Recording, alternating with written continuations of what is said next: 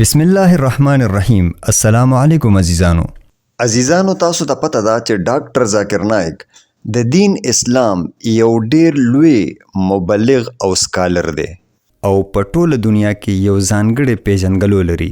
که ډیر خلک د ډاکټر ذاکر نایک سره مینه لري نو څه خلک داسې هم شته چې د ډاکټر ذاکر نایک نه نفرت کوي او ډاکټر ذاکر نایک پسې بدې ردې او سپکې خبرې هم کوي.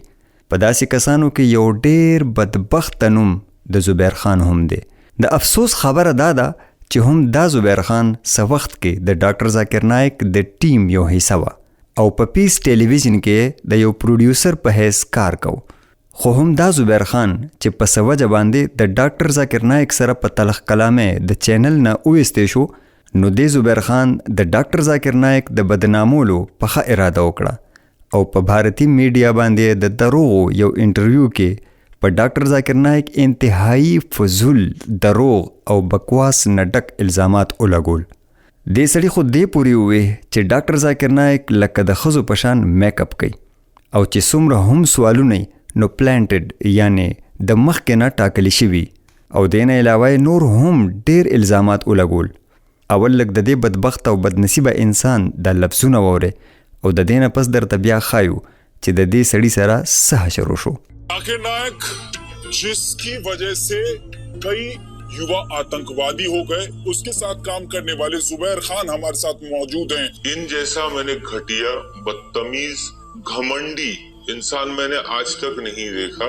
عزیزانو تاسو وکتل چې د زبیر خان نومي پروډیوسر د ډاکټر ذاکر نایک باره کې څومره سپکې او غلطې خبرې وکړې چې کله ډاکټر ذاکر نایک تر دې سړي شکایت ورسېدو نو ډاکټر ذاکر نایک په دغه موقع وویل چې زه په دې معامله هیڅ ویل نه غواړم او په ډیرو موقعو کې چې به د ډاکټر ذاکر نایک نه صحافیانو هم د زبیر خان باره کې تپوس وکړو نو ډاکټر ذاکر نایک به هغه تپوس نظر اندازه کو ولې چې ډاکټر ذاکر نایک د زبیر خان په شان وړوکي سړي په خبرو او هغه له په جواب ورکولو د هغه نه یو مشهور او غټ سړی نه جوړول غواړي.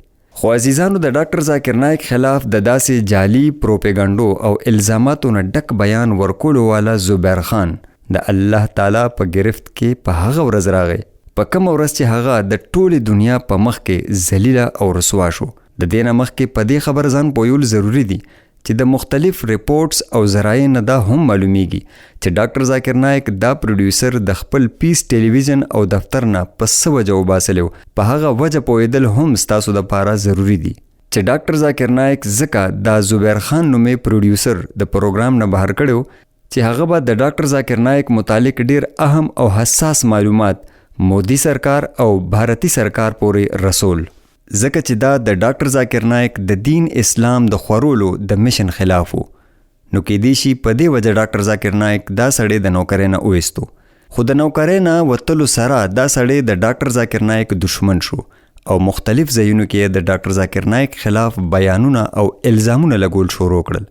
خو یو ورځ چې کله بھارتی سوپر سٹار مسلمان اداکار سلمان خان ته مخامخ شو نو سلمان خان ډیر په غوسه کې په خبرو کولو دغه سړی صرف ونه شرمو بلکې دا هم ورته وویل چې ما ته پته ده چې ته جعلي او نقلي انټرویوز ورکې یعنی کومې چې د ډاکټر ذاکر نایک متعلق دي.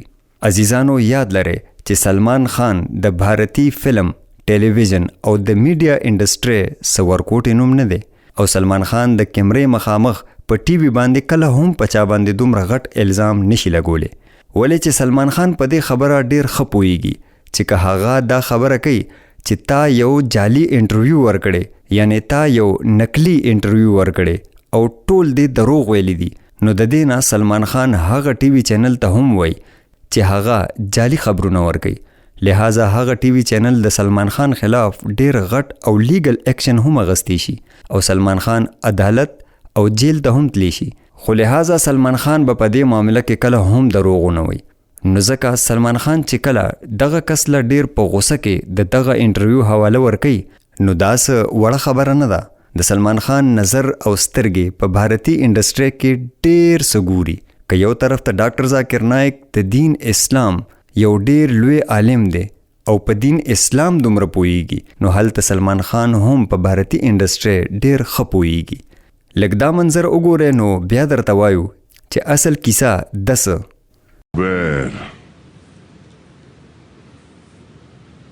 आ रहा हूँ बेटा, मैं तेरे पास आ रहा हूँ। कसम खुदा की तरफ कुत्ता नहीं बना दिया ना तो मेरा नाम सलमान क्या किया खान भाई? है। दिखाता हूँ तेरे को मैं क्या करता हूँ। नल्ले डॉन, चुप बैठ और बैठ वहां पर। आ रहा हूं तेरे पास। ये जो आउटडेटेड मोहल्ले की भाषा है ना, ये लेके मत चल तू। वो जो तूने डाइनिंग टेबल बोला था बंदर, उसका जी भाईजान। वो कोई शेर था?